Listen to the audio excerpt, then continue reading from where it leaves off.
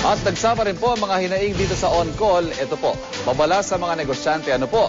Huwag kayong basta-basta magtitiwala sa mga nag-a-apply para maging tauhan ninyo. Kilatisin muna ng maigi at hingan ng mga kaukulang dokumento para hindi ho kayo matulad sa kapalaran ng isa nating kababayan. Narito ang report. Pangarap na negosyanteng si Robert ang magkaroon ng sariling sasakyan na magagamit sa kanyang munting pinagkakakitaan. Kaya naman laking tuwa niya nang mabili ang isang second-hand Isuzu FB type na bunga ng kanyang pagsisikap. Maraming pwedeng gawin sa multicab.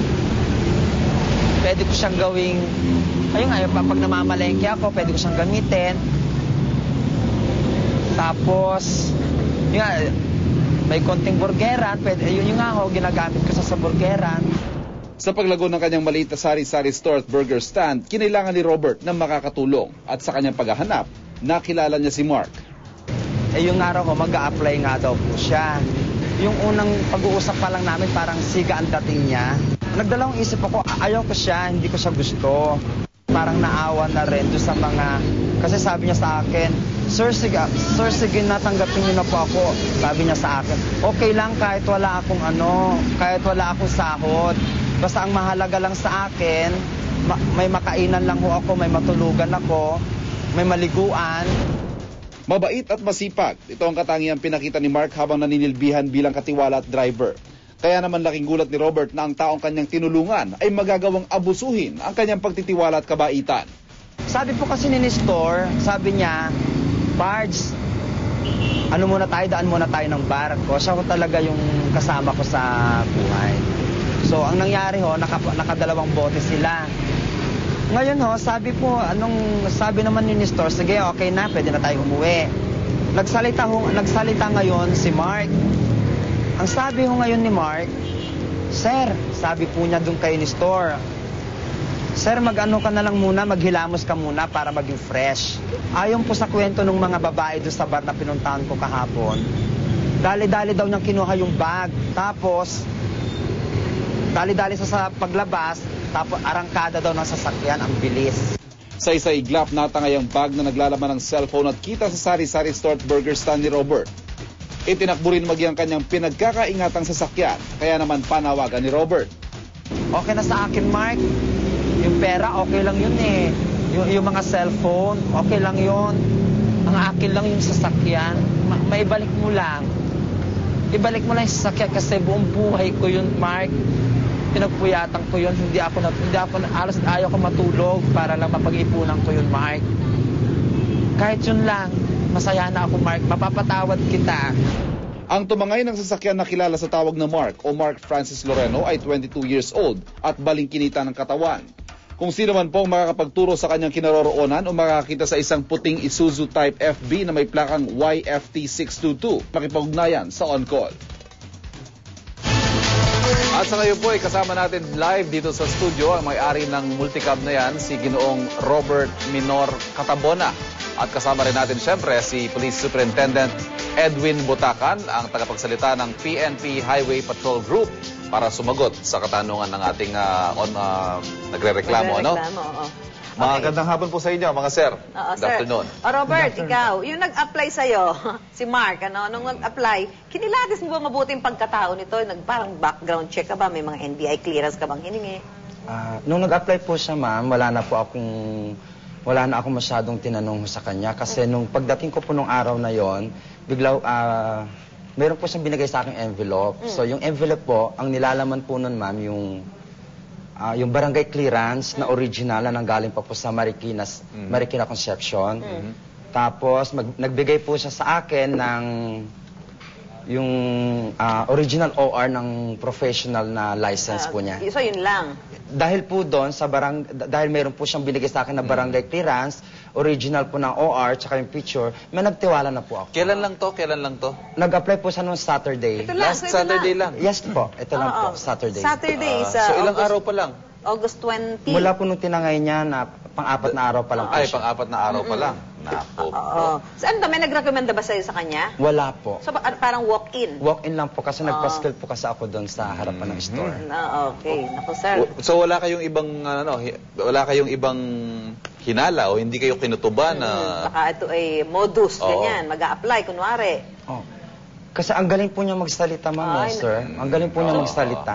Ano nang ginawa nyo? May barangay clearance ka, di ba? Nasubukan mo bang ipagtanong sa barangay kung taga saan siya o ano? Pinuntahan mo ba? Nung araw po na yon, siya po yung pangatlong pinuntahan ko doon sa Marikina Concepcion. Oh. Sad to say, kasi yung inaasahan ko po na sana magbibigay sa akin ng linaw na, talaga na si Mark, taga doon ho. Sabi po sa akin sa barangay, hindi daw po siya taga doon. Ang fictitious, ano? Opo. Fictitious yung papeles. Malamang, kasi hindi naman niya ibibigay talaga yung tunay na address Kasi kung talaga meron siyang balak na masamang gawin, ganun talaga, fictitious yung mga bibigay sa yung mga documents. Colonel Butakan, sir, ano ho yung nakita niyo doon sa modus na yan? Common ba yan? Well, actually, isa yan sa mga modus na ginagamit din, no? Ng mga kidnappers at ibang mga criminals na pagdating dun sa, bukod dun sa ibang mga modus na ginagamit sa kidnapping, yung forcibly taken, yung mga binabanggayang likod, isa rin yan, no? Para makuha yung gamit mo, mag-a-apply silang driver. Oo, naman. Sa kanila na yung manibela talaga. And katulad nung kaso ni Mr. Minor, very obvious na talagang meron siyang intention kasi nga nung Sabado lang tapos Ang bilis yan, hindi man lang nagpainit, ano ho? Hindi na. Nalingat ka lang, ano? and fictitious yung mga dokumento niya. Oo, so hindi mo alam kung saan mo ngayon hahabulin. Pero sir, with due respect, ano po, mukhang hindi ho to professional carnapper in the strict sense of the word kasi hindi ho unang-una, hindi naman ho mamahalin din yung sasakyan, utility vehicle siya, ano po? Tama. Usually yung mga carnappers, yung mga professional na carnappers, kumukuha sila ng mga mga high-end, yung mga mamahaling sasakyan. Pero yung dito sa kaso ni Mr. Minor, mukhang ano lang talaga, kukunin niya yung sasakyan tapos bebenta na Pero yung mga sasakyan na ganyan, na lang siguro. madaling parentahan yan. Pero madaling ibenta kasi yan, ano? Mo Siguro, ng sir, 20,000, mga mabilis ang transaksyon lang ng hapon nitong, ano? Ibebenta yan ng sobrang babang Sobrang baba, presyo. yung talagang ikaw pagka inalukaw, mangungutang ka na rin para mabili. Hindi ka na maghahanap din ng papeles sa presyong hinihingi. Sir, sitahin din ba yung mga ganyan? Hindi na ho sinisita Not siguro yung mga necessarily, ganyan, kasi ano? marami ng ganyan din pumapasok dito sa atin. So ano sir, ang bibigay nyo ngayong paalala doon sa mga kababayan ho natin? Baka para hindi na matulad sa inabot nitong si Robert. Yes, katulad nung nangyari kay Robert, ano, siguro, hindi lang siguro yung magbase kayo dun sa dokumento na isinabit ng tao, baka pwede nyo pa rin i-background siya, bigyan nyo ng konting panahon.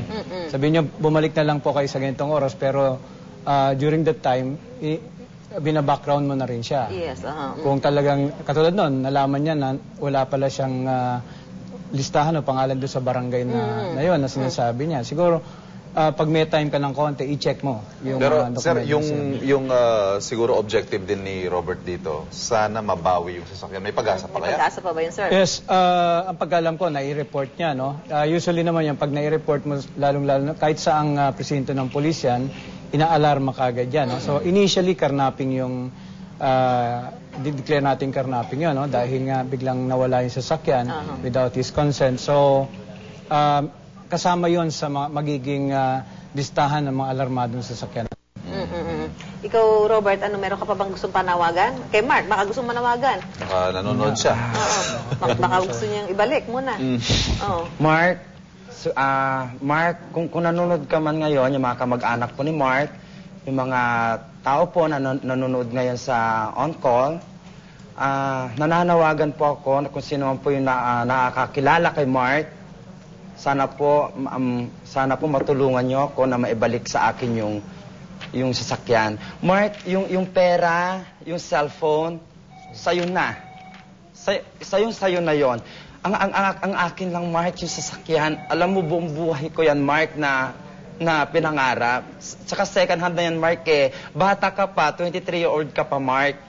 Tsaka panawagan ko rin po sa lahat ng mga barangay na yung nangyari po sa akin ngayon, sana po maging mahigpit na po tayo para po hindi na po madamay yung mga katulad kong maliliit na mga negosyante ho. Kasi umaasa rin po kami na kung hindi dahil po doon sa clearance mo na binigay sa akin ni Mark, hindi po mangyayari din ho sana sa akin. Yun lamang po. Sir, panghuling mensahe na rin po sa mga maliliit na negosyante tulad ni Robert. Okay, para dun sa mga kaibigan natin o mga kababayan natin, piliin nila ng gusto, no? At i-check nila yung mga nag-a-apply ng mga drivers.